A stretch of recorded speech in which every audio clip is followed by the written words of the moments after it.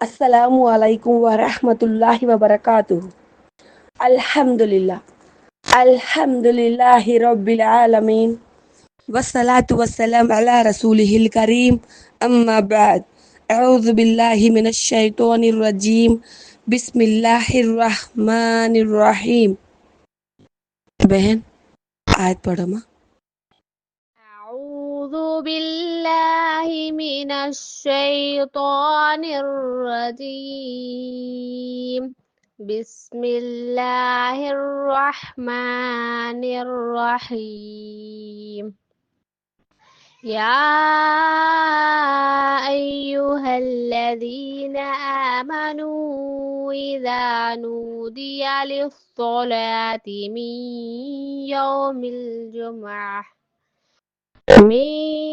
يوم الجمعة فاسعوا إلى ذكر الله وذروا البيع ذلكم خير لكم إن كنتم تعلمون. మాషాల్లా బారకల్లా లా హౌల వలా కువ్వత ఇల్లా బిల్లా రబ్బి ఇష్రహ్ లీ సద్రి వయస్సిర్ లీ అమ్రి వహ్లుల్ ఉక్దతం మిన్ లిసాని యఫ్ఖహు ఖౌలి రబ్బి జిద్ని ఇల్మా అల్లాహుమ్మా ఫక్హినా ఫిద్దీన్ ఆమీన్ yeah రబ్బల్ ఆలమీన్. Today class అజాన్ పిలుపు విన్నప్పుడు మనం ఆచరించవలసిన సున్నతులు, వదిలివేయవలసిన అపోహలు.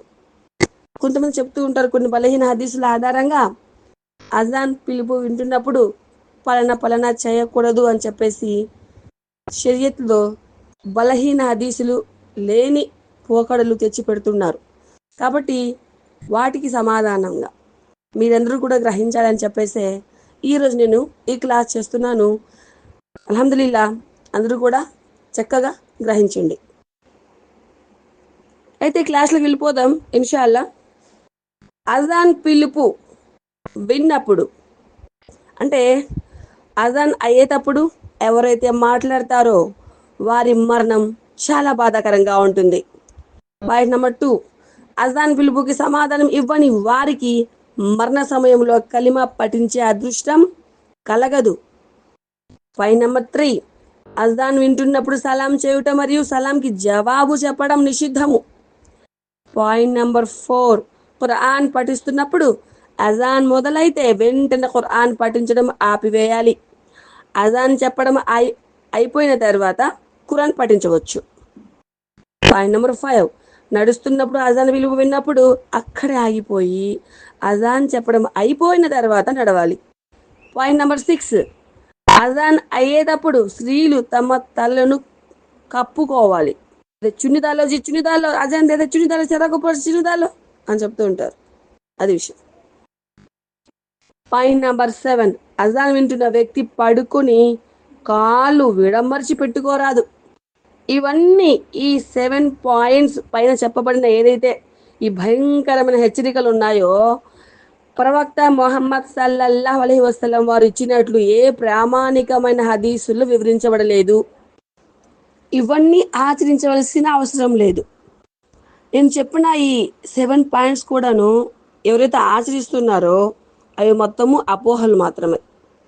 మన ప్రవక్త గారు తెలిపిన విషయాలేమి కాదు. ఇంకా రెండు హదీసుల్లో కల్పితమైన హదీసులు అనమాట. అందులో ఇలా వ్రాయబడి ఉంది ఏంటంటే ఎవరైతే అజాన్ పలుకులు విన్నప్పుడు మాట్లాడుతారో అతడు విశ్వాసం కోల్పోతాడేమోనని భయపడాలి. ఎవరైతే అజాన్ ముఅజ్జిన్ అజాన్ ఇస్తున్నప్పుడు అజాన్ పలుకులు వింటూ ఉన్న వ్యక్తి మాట్లాడతాడో ఆ వ్యక్తి విశ్వాసం కోల్పోతాడేమో అని చెప్పేసి భయపడాలంట. ఇది కషఫ్ అల్ ఇఖ్ఫా అజూలున్.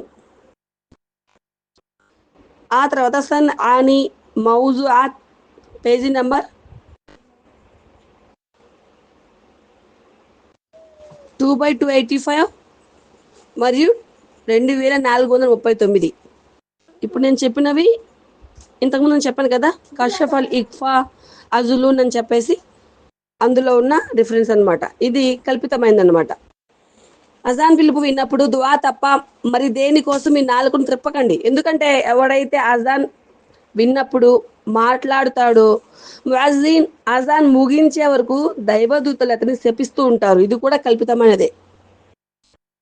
నేను మొదటగా తెలిపిన విషయాలు ఇప్పటి వరకు తెలిపిన అన్ని కూడాను కల్పితమైనవి, ఎటువంటి ప్రామాణిక హదీసులు కావు. అయితే ఇప్పుడు సత్యాన్ని మనం గ్రహిద్దాం ఇన్షా అల్లా. ఉమర్ బిన్ ఖత్తాబ్ రదియల్లాహు అన్హు వారి కాలంలో జుమా నమాజ్ కోసం మేము సమావేశమయ్యాము. ఉమర్ బిన్ ఖత్తాబ్ రదియల్లాహు అన్హు వారు మెంబర్పై వచ్చిన తర్వాత ముఅజ్జిన్ అజాన్ పలికేవాడు. మేము ఆ సమయంలో మాట్లాడుకునే వాళ్ళం. ముఅజ్జిన్ అజాన్ ముగించిన తర్వాత ఉమర్ బిన్ ఖత్తాబ్ రదియల్లాహు అన్హు వారు ఖుత్బా మొదలు పెట్టినప్పుడు మేము నిశ్శబ్దంగా ఉండిపోయే వాళ్ళం. మువత్తా ఇమాం మాలిక్ 232 రిఫరెన్స్. ఇవి సత్యమైనవి. ఇప్పుడు నేను చెప్పే మొత్తం సత్యమైనవి. ఇంతకుముందు ఏదైతే మీకు తెలిపానో 9 విషయాలు అవన్నీ కూడా అపోహలన్నమాట, కల్పితాలు. ఆ తర్వాత విషయం గ్రహించండి, అజాన్ విలువ విన్న వ్యక్తి దానికి సమాధానం ఇవ్వాలి అనేది ప్రవక్త ముహమ్మద్ సల్లల్లాహు అలైహి వసల్లం వారి ఆదేశం అని అనడంలో ఎటువంటి సందేహం లేదు. హజరత్ అబూ సయీద్ ఖుద్రీ రదియల్లాహు అన్హు కథనం ప్రకారం దైవ ప్రవక్త ముహమ్మద్ సల్లల్లాహు అలైహి వసల్లం ఇలా సెలవిచ్చారు: మీరు అజాన్ వింటున్నప్పుడు ముఅజ్జిన్ అజాన్ చెప్పేవాడు పలికే పదాలే పలకండి. సహీహ్ బుఖారీ 10వ ప్రకరణం. అజాన్ ఎవరైతే ఇంకా వీటి గురించి మొండిగా వాదిస్తారో వారు ప్రవక్త గారు చేసిన హెచ్చరికలను ఒక్కసారి మనం గుర్తు తెచ్చుకోవాలి. అయితే ప్రవక్త గారి హదీస్ ఒకసారి గ్రహించండి మీరు.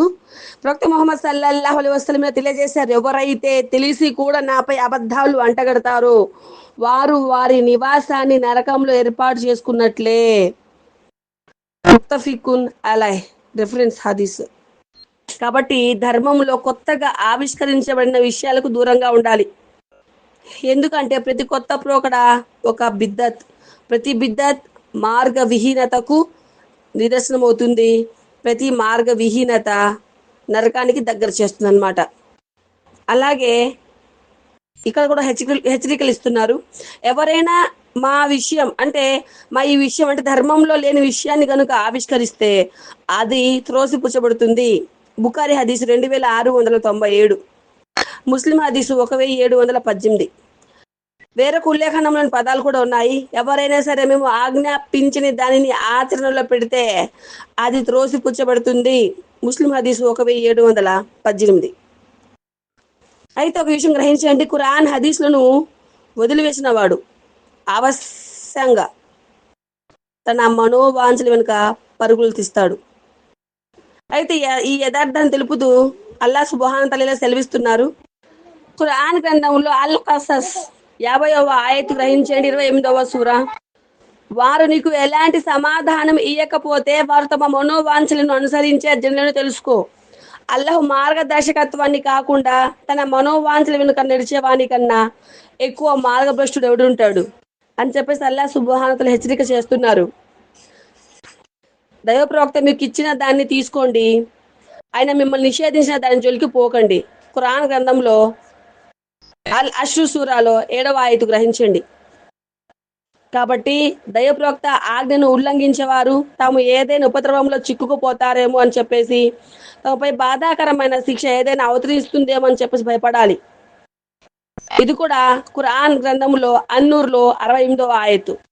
కాబట్టి సత్యాన్ని గ్రహించండి, ప్రవక్త గారి సున్నతును పాటించండి. వాఖిరు దఅవానా అల్హమ్దులిల్లాహి రబ్బిల్ ఆలమీన్. అల్లహుమ్మ సల్లి అలా ముహమ్మది వ అలా ఆలి ముహమ్మదిన్ కమా సల్లైత అలా ఇబ్రాహీమ వ అలా ఆలి ఇబ్రాహీమ ఇన్నక హమీదుమ్ మజీద్. అల్లహుమ్మ బారిక్ అలా ముహమ్మది వ అలా ఆలి ముహమ్మదిన్ కమా బారక్త అలా ఇబ్రాహీమ వ అలా ఆలి ఇబ్రాహీమ ఇన్నక హమీదుమ్ మజీద్. ఇన్షాల్లా అల్లా తెలిస్తే రేపటి రోజున మరి ఒక కొత్త విషయాన్ని తెలుపుతూ నేను మీ ముందుకు వస్తాను. అస్సలాము అలైకుం వరహమతుల్లాహి వబరకాతుహు.